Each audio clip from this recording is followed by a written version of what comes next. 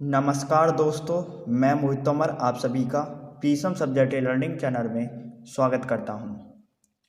दोस्तों, आज की इस वीडियो में हम बात करने वाले हैं क्लास 10th एनसीईआरटी के सब्जेक्ट हिंदी के टॉपिक सूरदास जी के जीवन परिचय तथा रचनाओं पर। दोस्तों, आज की इस वीडियो में मैं आपको सूरदास जी का जीवन परिचय तथा रचनाएं हिंदी के एग्जाम में किस तरीके से लिखनी है इसके बारे में बताऊंगा।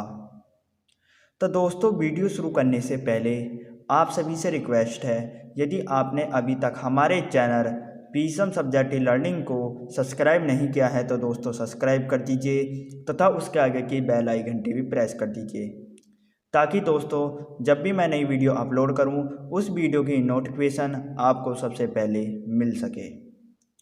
तो शुरू करते हैं दोस्तों आज की इस वीडियो को।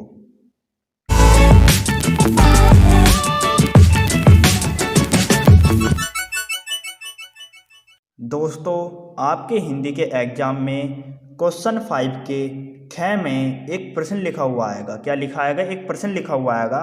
वह प्रश्न है, निम्नलिखित कवियों में से किसी एक कवि का जीवन परिचय दीजिए तथा उसकी किसी एक रचना का नाम लिखिए।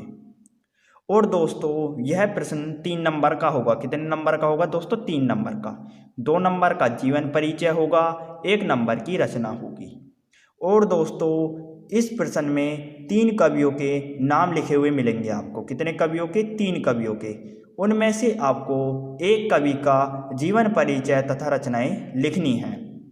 तो दोस्तों, इसी प्रश्न के आधार पर आज की इस वीडियो में मैं लेकर आया हूँ सूरदास जी का जीवन परिचय तथा रचनाएं। दोस्तों, आज की इस वीडियो में मैं आपको सूरदास जी का जीवन परिचय तथा रचनाएं लिखवाऊंगा। तो दोस्तों, जब भी आप किसी भी कवि का जीवन परिचय लिखें तो पहले उस कवि का आपको नाम लिखना होगा। जैसे कि आज की इस वीडियो में मैं सूरदास जी का जीवन परिचय तथा रचनाएं लिखने वाला हूं। तो दोस्तों, पहले मैं सूरदास जी का नाम लिखूंगा, सूरदास जी के नाम की हेडिंग डालूंगा। तो दोस्तों, मैंने हेडिंग डाल ली है। इसके बाद दोस्तों, मैं पहली हेडिंग डालूंगा जीवन परिचय। पहले दोस्तों हम सूरदास जी के जीवन परिचय लिखेंगे। तो दोस्तों, आपको इस हेडिंग में लिखना है, महाकवि सूरदास जी का जन्म सन 1478 ईस्वी के लगभग आगरा मथुरा सड़क पर स्थित रुग्णकता नामक ग्राम में हुआ था। किंतु खोजों के आधार पर कुछ विद्वान इनका जन्म स्थान दिल्ली के निकट सीही ग्राम को मानते हैं। ये बचपन से ही गीत में बड़े निपुण थे। आगरा मथुरा के बीच गौ घाट पर रहकर भजन कीर्तन करते थे।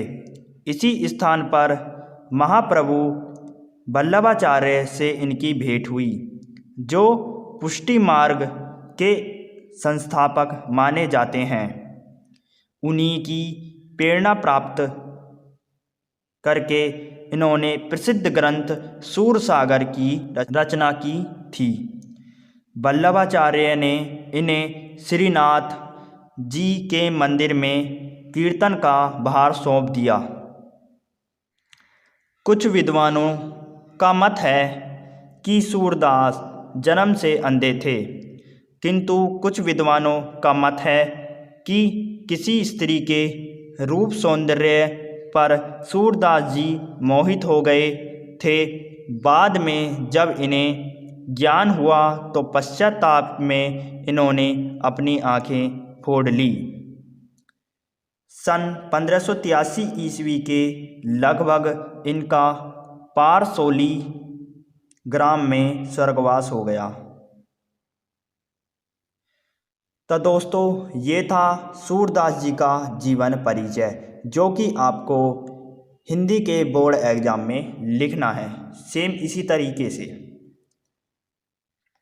इसके बाद दोस्तों बात आती है सूरदास जी की रचनाओं पर, कि आप बोर्ड एग्जाम में सूरदास जी की रचना कैसे लिखोगे। तो दोस्तों, आपको क्या करना है, आपको एक लाइन छोड़कर हेडिंग डालनी है रचनाएं।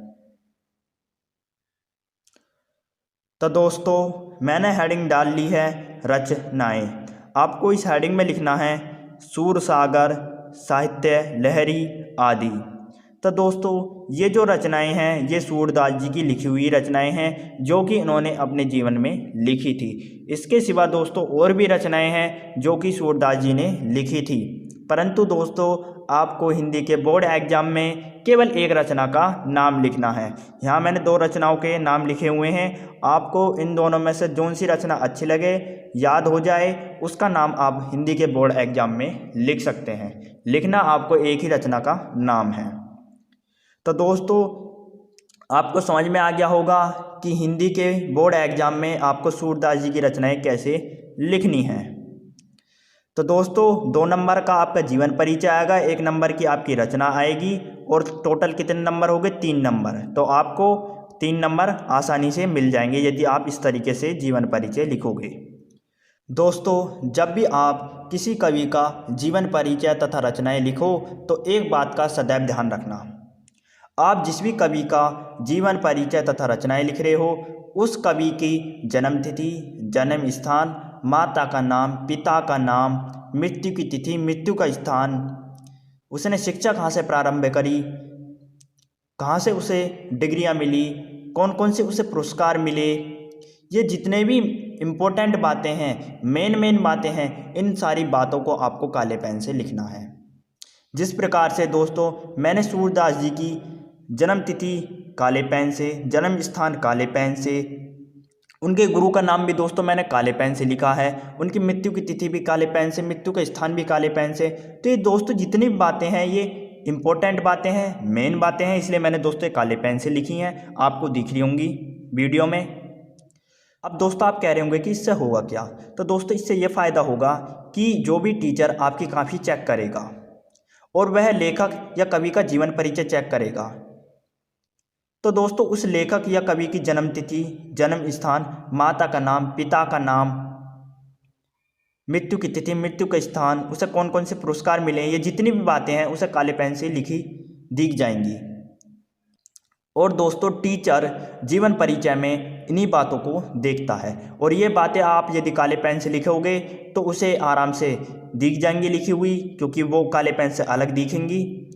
इससे दोस्तों उसे जीवन परिचय चेक करने में आसानी होगी और यदि उसे चेक करने में आसानी होगी तो हो सकता है आपको पूरे में से पूरे मार्क्स मिल जाए, 3 में से 3 नंबर में आपको मिल जाए। तो इसलिए दोस्तों आपको मेन बातों को, इम्पोर्टेंट बातों को काले पेन से लिखना है। इस बात का दोस्तों सदैव ध्यान रखना। यदि दोस्तों आपको मेरी ये वीडियो पसंद आई है तो लाइक, सब्सक्राइब, शेयर जरूर कीजिए। दोस्तों वीडियो कैसी लगी कमेंट बॉक्स में ज़रूर बताइए। दोस्तों आपको हमारी वीडियो देखने का बहुत बहुत धन्यवाद।